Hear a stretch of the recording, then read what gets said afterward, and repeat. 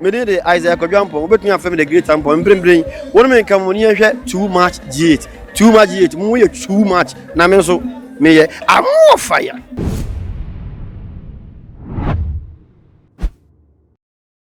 Ene day ya me ne wo kase yare hosem kase bi asi nkwanhia kase asi wo Volta region kwantempon no eso amachese ye akra dodo na na eprepra na ebra nkwanhia no esi ye pictures are circulating wo social media eso na chese founder and leader of Prophetic Hill Chapel International so for penya woda ano prophet Nigel Gaisie na chese wono so ye hu no wo sin no emu na no na ma dodo na ebusa se aden wanya eye nkwanhia ana nanso so nsem no mu nchemu ebebeto odwan na chese ebra nkwanhia ne si ye no na ye papa prophet Nigel Gaisie wono nso so akwakopie mu ewo ho no no de etu eye edwa echemu ese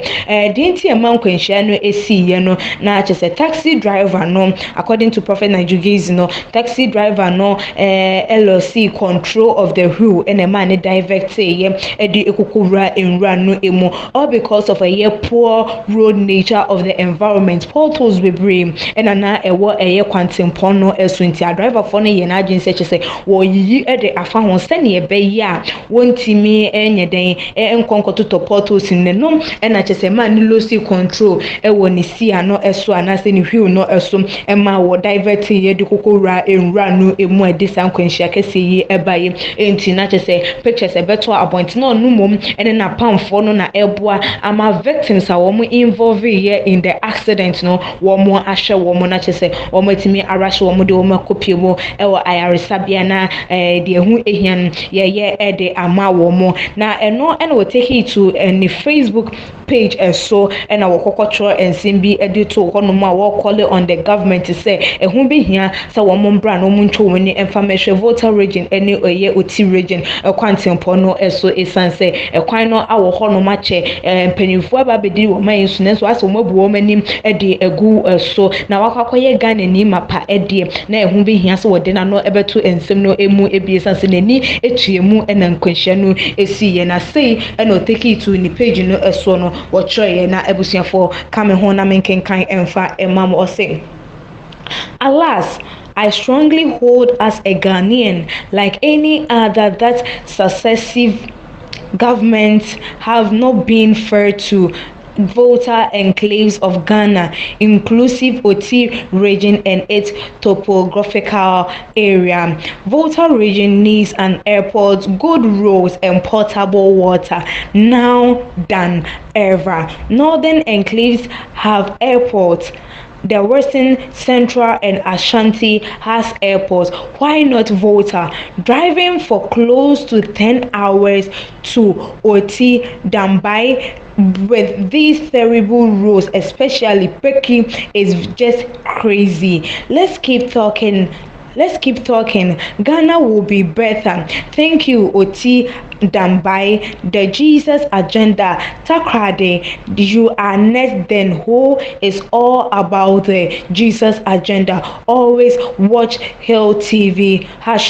#PNG. Now we any a yearning someone what they ever to asin so react to the accident. Okay, yeah, and net day say I am my encoford do na ewo tibia ense emfatamenu ena chese wodi etu edwa ese empenifo enhwe na womo embo Volta region Oti region de keka enwe sanse Asante region Western Central will be our airport nanso so from Nkran Krodri mu kwakopie mu Volta region ene kwantempon akeka no eso no obubo se de obubo edinu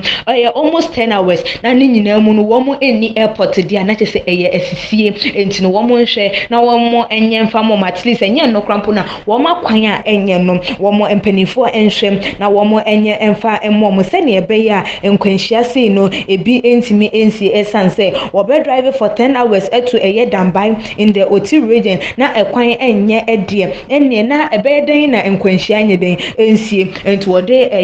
nam akonya yisom edi ensem wei etu edwa no de ensem wei etu edwa na dodo na ekase no krepa se ya kwantempon no eso enye anaasɛ ɛnya adeɛ sɛ ɛso ɛyɛ sɛ deɛ na nkane no ɛteɛ na mpanimfoɔ dodoɔ na ɛna ɛbu wɔn ani ɛde agu so na ebusuafo mma yɛn hwɛ adeɛ o efiri ɛbra ɛbɔ ne ewuyɛ saa kwan no ɛso no ebesi saa bere yi kyɛ sɛ ɛnya adeɛ sɛ wɔn ayɛ ɛyɛ ne yie ɛde ama amanfoɔ a wɔn wɔ saa mpɔntɛm ɛwɔ no yɛhwɛ yɛ nkan ne kumase nkwantempɔn ɛso nso a ebinom nso so ɛdeɛ ɛnyɛ kora akwan ahodoɔ na ɛna ɛnyɛ na so enti mpanimfoɔ ɛnni wɔn ayi mu a na wei ɛne Ghanafoɔ dodoɔ na adwentwa wɔn ebusa anaasɛ wɔn ɛde ɛto ɛyɛ edwa yi no nti wɔn nso sɛ wei deɛ asɛm a ɛsim na Prophet Nigel Gaisie di n'ano atum no ma wɔn ɛnyɛ wɔn ho sɛ wɔyɛ NDC pastor ɛnu nti no wɔn ɛmfi ɛyɛ wɔn nti wɔn ma wɔn ani ɛnkɔ so ɛmfa ɛmɔm because akra dodoɔ na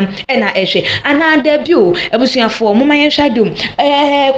kwantempɔn no nipa wu wɔ so a ɛna yɛ mpanimfoɔ no ɛdɛ anaa ɛno ɛnso so ɛne asɛm foforɔ a dodoɔ na ebusa esan sɛ dan da wɔn ɛka wɔn nsɛm ɛde to abɔnten ɛsɛsɛ akwantempɔn no wɔn bɛyɛ ɛde amɔm ɛnso so besi saa bere yi na kyerɛ sɛ yɛyi yɛn ni yɛbu yɛn ni egu so yɛmfi wɔn nti wɔn busa sɛ ɛno ɛna yɛ tìmɛmu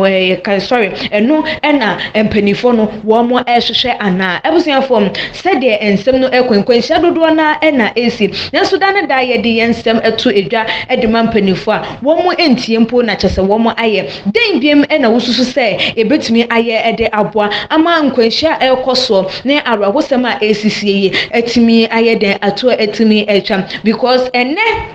ɛna yɛ obi a adeɛ bɛkye ɛbɛyɛ nipa titiriw bi ana nipa foforɔ ebi enkosi saa brɛ no ansa ne betu anamɔn sɛ yɛbɛdi dwuma ɛde afa ho anam ebusuafo sɛdeɛ nsɛm no ɛkɔ wɔn nso so wadwenkyerɛ ɛfa nsɛm yi ho no fa bɛtu edwa ɛwɔ tumagye comment section na ebiem nso like videos na share ɛwɔ all the social media platform ɛso ɛkɔ sika paa ɛne mede aha ɛna ɛbrɛ ɛbɛma me kwan ama mede dwumadie no ɛsi dasɛnɛ yɛbɛsan adi ahyia ebiem akramo